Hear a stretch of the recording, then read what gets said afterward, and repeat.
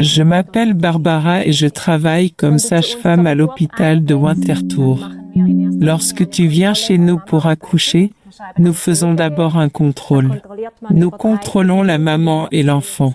On contrôle les battements du cœur de l'enfant pendant 30 minutes avec un CTG et on enregistre également les contractions.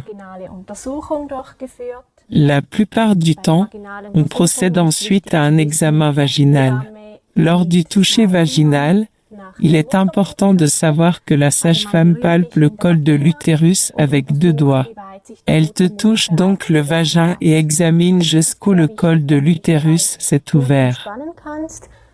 Il est très important que tu puisses te détendre. Il est bon que tu nous indiques le rythme qui te convient et que tu nous fasses part de tes limites. N'hésite pas à dire stop si c'est trop désagréable ou douloureux pour toi. Ensuite, nous changeons de pièce.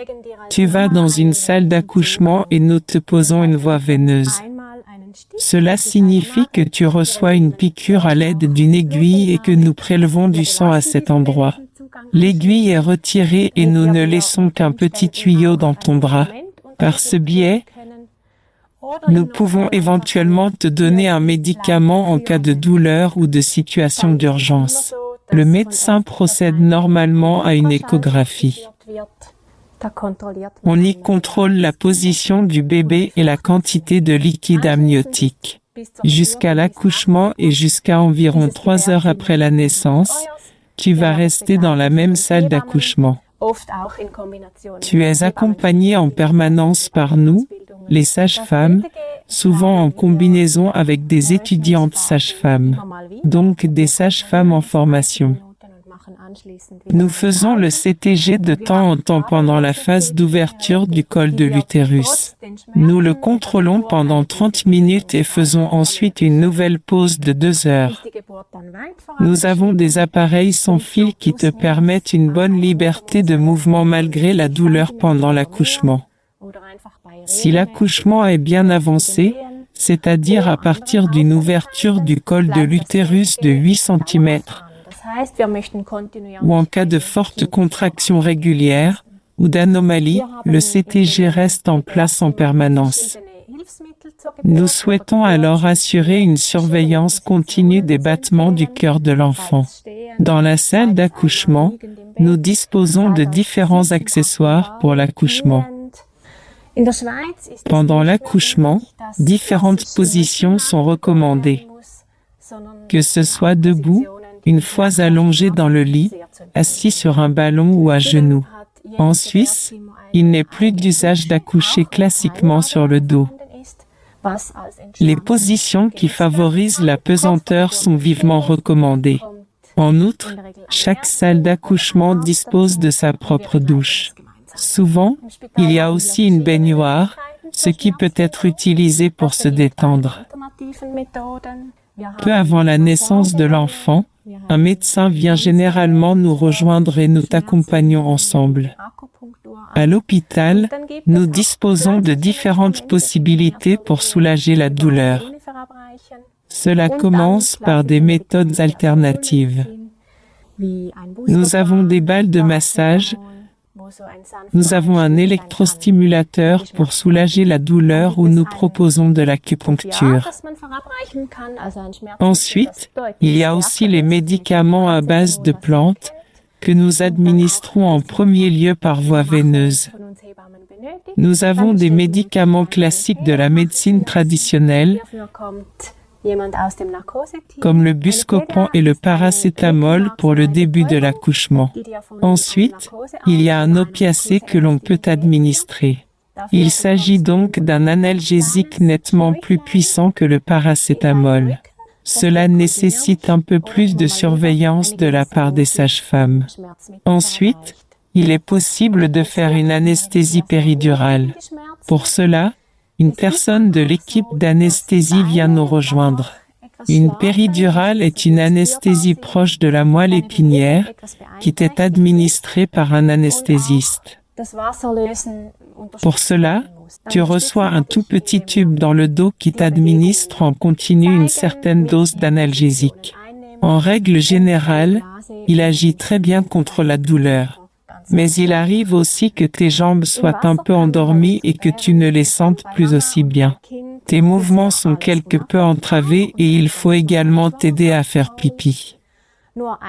Nous t'aidons en te montrant des mouvements, en prenant des positions avec toi, dans certains cas, en vidant complètement ta vessie à l'aide d'un cathéter.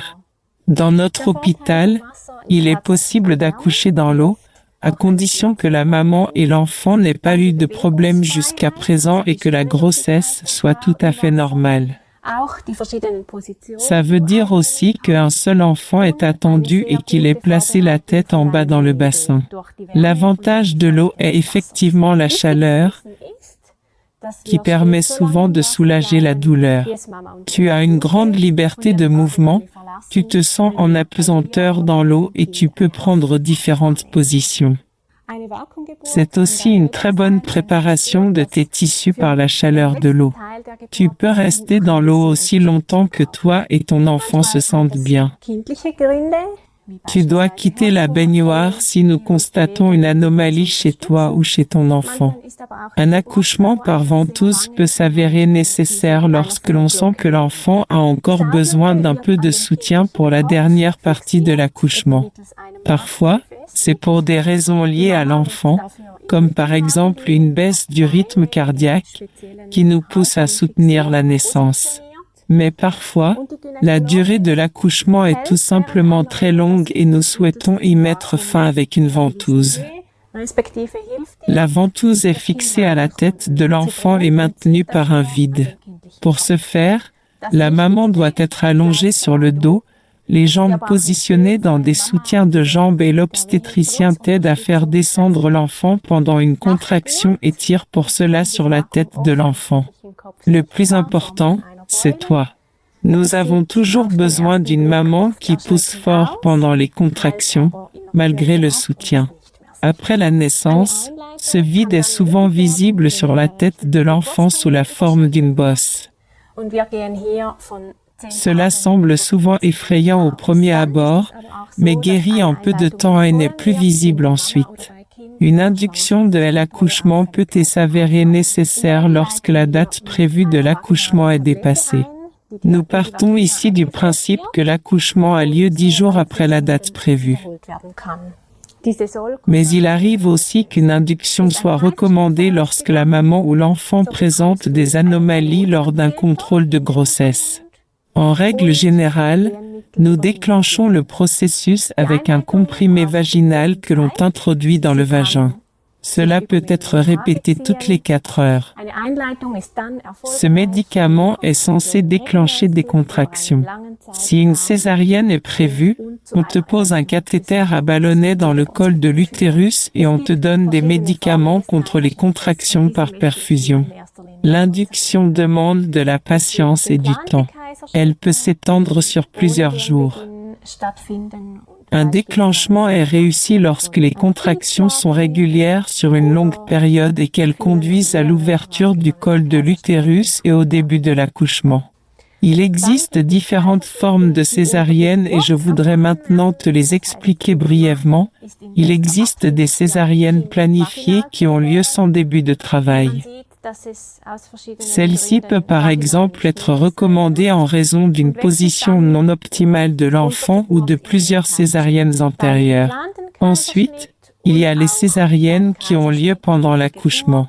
Cela signifie que la maman a les meilleures intentions pour accoucher de son enfant par voie vaginale, mais l'on s'aperçoit alors que, pour diverses raisons, ce n'est pas possible par voie vaginale et on passe alors à une césarienne pendant l'accouchement.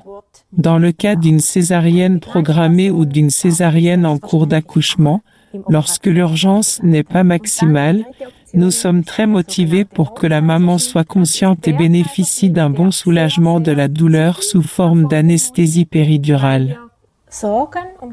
Tu peux ainsi assister à ton accouchement. La personne qui t'accompagne peut bien sûr aussi t'accompagner dans la salle d'opération. La troisième forme est ce que l'on appelle la césarienne d'urgence. Il s'agit d'une césarienne qui doit être pratiquée très rapidement, car nous sommes inquiets pour la santé de la maman ou de l'enfant et souhaitons en conséquence que l'accouchement se termine rapidement. Lors d'une césarienne d'urgence, nous ne devons pas perdre de temps et cela signifie que la maman doit dormir complètement. Tu recevras une anesthésie générale et la personne qui t'accompagne ne pourra pas entrer dans la salle d'opération pendant ce temps. Il va de soi que ton accompagnateur pourra ensuite accompagner l'enfant. Pour une césarienne, tu auras besoin d'une sonde urinaire afin que ta vessie soit complètement vide et qu'il n'y ait pas de blessure due à l'opération. Tu recevras une dose d'antibiotiques que nous avons préalablement administrée par la voie veineuse. Lors d'une césarienne, de nombreuses personnes sont présentes, car nous en avons absolument besoin. Tu as besoin de l'assistance des sages-femmes et des gynécologues qui pratiquent la césarienne. Tu as besoin d'anesthésistes pour te soulager de la douleur et de personnel chirurgical, car nous travaillons en salle d'opération. Dans certaines circonstances, des pédiatres seront également présents. Pour les soins de ton bébé après la césarienne, vous reviendrez en famille chez nous, dans le service des accouchements. Tu pourras ainsi faire tranquillement connaissance avec ton nouveau-né et nous t'aiderons à établir un premier contact. Il est possible que tu puisses accoucher par voie vaginale, même si tu as déjà subi une césarienne. Si plusieurs césariennes ont été pratiquées, il faut en discuter avec toi. Mais si tu n'as accouché qu'une seule fois par césarienne, cette possibilité existe sans aucun doute. À l'hôpital de Winterthur, nous proposons des présentations vaginales par le siège. Mais il existe aussi des hôpitaux qui se sont explicitement spécialisés dans ce type d'accouchement. En raison de la particularité de l'accouchement par le siège, plusieurs personnes sont présentes lors de l'accouchement et tu es accompagné non seulement par la sage-femme et la gynécologue, mais aussi par l'équipe d'anesthésie. Si ton enfant se présente par le siège, nous te proposons un entretien préliminaire et examinons avec toi toutes les options possibles. L'accouchement spontané est une option.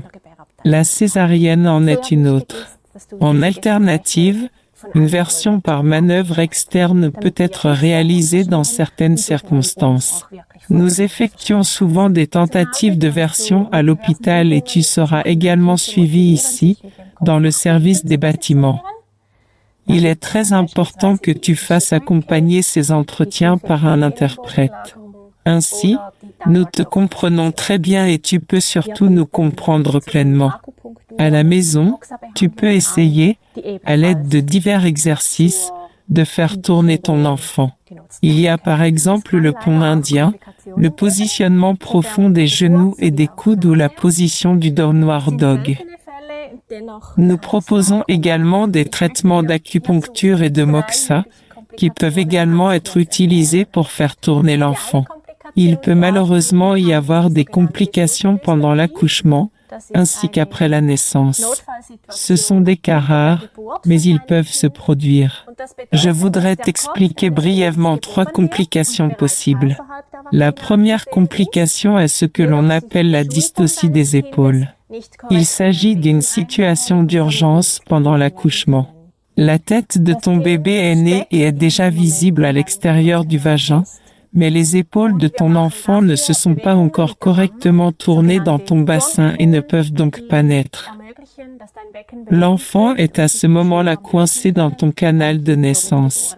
Nous allons faire des exercices de rotation des épaules avec toi. Des exercices dits de gymnastique qui permettent à ton bassin de bouger, aux épaules de se libérer et à ton enfant de naître. Nous te guiderons, nous t'expliquerons chaque étape et il est important que tu participes à ces mouvements. Si les exercices de gymnastique n'aboutissent pas et que ton bébé ne naît pas à la prochaine contraction, nous essayons de desserrer les épaules de ton enfant avec notre main. Pour cela, nous mettons la main dans ton vagin. Nous tournons ainsi l'enfant et libérons les épaules en espérant qu'il naisse à la prochaine contraction. Après l'accouchement, il peut malheureusement arriver que le placenta ne se détache pas de lui-même de la paroi utérine. Nous essayons en premier lieu d'y remédier à l'aide de médicaments. Nous te donnons un médicament par perfusion. Ce médicament doit permettre au placenta de bien se détacher de l'utérus. Malheureusement, ce n'est pas toujours possible et il peut arriver que nos gynécologues doivent le détacher manuellement. En revanche, la maman doit être absolument indolore, ce qui signifie que tu subis généralement une brève anesthésie générale. Nous effectuons cela dans une salle d'opération. Pendant ce temps, la personne qui t'accompagne peut vous attendre avec ton bébé dans la salle d'accouchement. Il est malheureusement possible que tu saignes davantage après un accouchement, car ton utérus est épuisé par le travail intense qu'il a fourni pendant plusieurs heures et ne peut plus se contracter aussi bien. Nous te donnons alors rapidement des médicaments par perfusion qui doivent inciter ton utérus à se contracter très rapidement.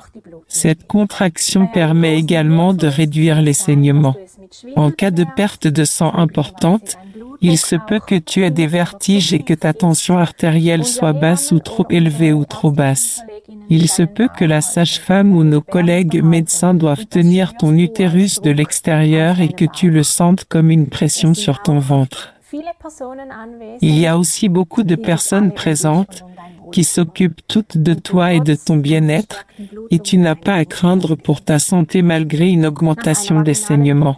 Après un accouchement par voie vaginale, les blessures dans le canal de naissance sont très fréquentes. C'est surtout chez les femmes qui accouchent pour la première fois que beaucoup en sont victimes. Il y a des blessures au niveau du périnée de la femme, il y a des blessures dans le vagin et il y a des blessures au niveau des lèvres. Nous examinons ces blessures ensemble juste après la naissance de l'enfant et les soignons soit par une péridurale, si tu en as une, si elle est très bien placée et si tu ne souffres pas. Ou bien tu reçois une anesthésie locale pour les soins, comme tu l'as peut-être déjà fait lors d'une visite chez le dentiste. Elle anesthésie alors les tissus à suturer. Nous ne pratiquons plus d'épisiotomie de routine, mais uniquement lorsque nous estimons que la santé de ton enfant le justifie. Je te souhaite à toi et à ta famille tout le meilleur pour la naissance à venir. Und wir freuen uns, wenn wir dich begleiten dürfen.